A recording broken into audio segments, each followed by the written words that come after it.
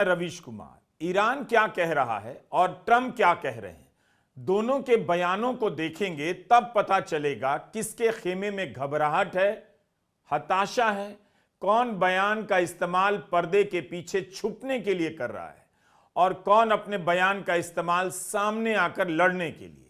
दर्जनों बार बयान बदलने वाले ट्रंप ने फिर से कुछ कहा है। फॉक्स न्यूज से ट्रंप ने कहा कि हो सकता है वे ईरान से बातचीत के लिए तैयार हो जाएं, मगर इस पर निर्भर करता है कि बातचीत की शर्तें क्या होंगी। क्या यह ट्रंप का एक और पैंतरा है? अल जजीरा ने लिखा है, ट्रंप के इन बयानों से इस्राएल में अधिकारी चिंतित होने लगे हैं कि कहीं ट्रंप युद्ध ना रोक दें।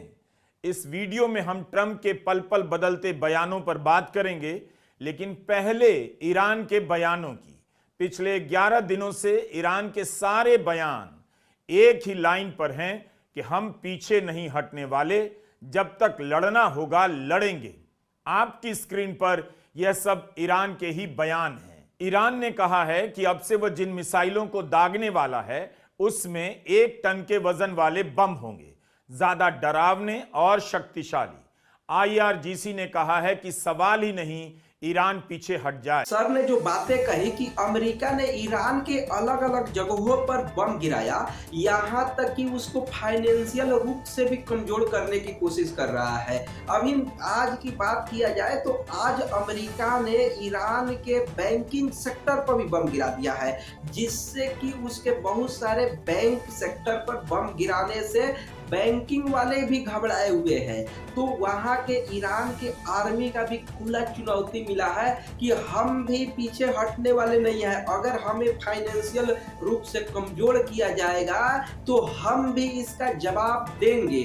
हम भी ऐसे ऐसे ठिकानों पर बम गिरा सकते हैं। ऐसे खुली चुनौती ईरान ने दे दिया है। लेकिन क्या आप जो सोच रहे हैं कि अमेरिका कर रहा है, ये क्या दिखाना चाहता है? अमेरिका पूरी दुनिया को ये दिखाना चाहता है कि हम बहुत शक्तिशाली है, बहुत ताकतवर है। लेकिन ये पूरी दुनिया साफ साफ मान चुकी है कि ट्रंप एक कार्टून बन के रह गए हैं। इनका उतना वैल्यू कहीं नहीं हो रहा है। जैसे हमारे यहाँ फूफा की उतनी वैल्यू नहीं होती है, वही हाल इनका रह गया है कि इनका आलोचना सब कोई कर रहा है, क्योंकि ये पूरी दुनिया को परेशान कर दिए हैं। एक सिर्फ ईरान को ही नहीं किए हैं, ईरान के साथ साथ जितने भी परेशान कर दिए हैं। भाई भारत पहले तेल से परेशान तो था ही था, अब गैस पर भी प्रतिबंध लग रहा है कि कमर्शियल गैस अभी नहीं मिलेगा।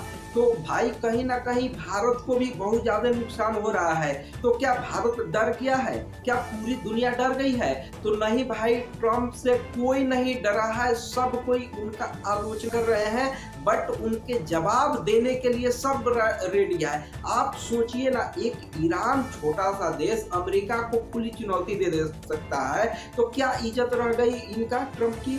ट्रंप पूरी दुनिया में ये दिखाना चाहते थे कि हम बहुत शक्तिशाली है और पूरी दुनिया को जो कहेंगे वही करेगी। लेकिन ऐसा हो गया कि बिल्कुल एक कार्ड उल्टा चलती दिखाना चाहते थे। लेकिन क्या वो अपना शक्ति दिखा पाए हैं? क्या पूरी दुनिया को ये बता पाए हैं कि हम सबसे नंबर 1 है, हम शक्तिशाली है? या वो दिखा पाए हैं कि हमारी आर्मी बहुत बेहतर है, हमारी एयरफोर्स बहुत अच्छी है?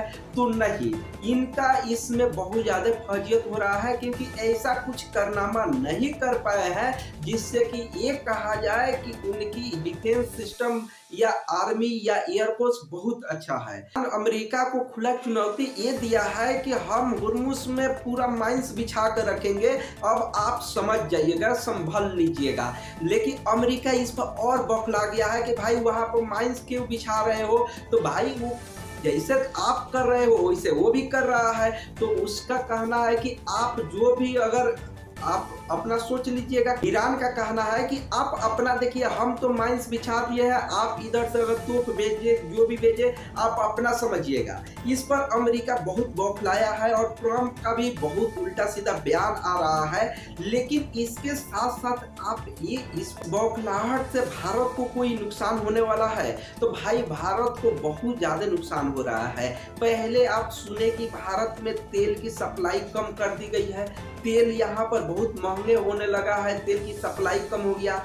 अब आप ये भी सुन रहे हैं कि यहाँ पर जो कमर्शियल गैस है उससे भी रोक दिया गया है, कमर्शियल काम के लिए गैस नहीं दिया जाएगा। तो सोचिए कहीं ना कहीं कमर्शियल काम के लिए जब गैस नहीं मिलेगा तो कहीं ना कहीं काम ठप हो जाएगा। तेल नहीं मिलेगा तो रेलवे ठप हो जाएगी, एयरपोर्ट यहाँ पर ठप हो जाएगा।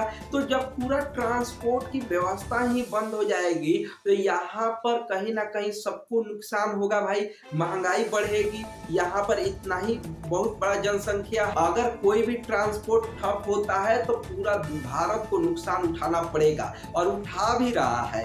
इस पर जब मीडिया ने मोदी जी से या सरकार से जब सवाल पूछने गई तो सरकार का अब तक कोई बयान नहीं आया है। आपको बता दें ये जो युद्ध है 28 फरवरी से शुरू हुआ, अब तक चला है, इस पर सरकार की कोई अब तक बयान नहीं आई है। जब आज उन लोग मीडिया ने उन लोग से सवाल किया तो वो लोग कोई जवाब देने के लिए इंटरेस्टेड नहीं है, कोई जवाब प्रतिक्रिया नहीं आ रही है कि क्या भारत क्या कदम उठाने वाला है, क्या कदम उठाना चाहिए, ऐसा कुछ बयान नहीं आ रहा है। लगता है कि मोदी जी एकदम मन व्रत पर चले गए हैं, कोई जवाब नहीं दे रहे हैं। आप लोग कमेंट करके बताइए कि आखिर में क्या होना चाहिए, क्या रणनीति अपनाना चाहिए, क्या अमेरिका के आगे झुक जाना चाहिए, क्या अमेरिका से लड़ लेना चाहिए, क्या भारत भी इस वार में शामिल हो जाए। तो आप लोग जरूर कमेंट करके बताइए कि इसमें भारत को कैसे करना है, किस तरह से बचना है, कैसे अपने आप को डिफेंस करें। क्योंकि यहाँ पर अभी तेल की सप्लाई की समस्या है, गैस की समस्या है, ये दो सप्लाई का अगर प्रॉब्लम हो रही है तो साथ साथ आपको ट्रांसपोर्ट की समस्या है। आप समझिए कि भारत पूरी तरह से तो खुद आत्मनिर्भर है नहीं।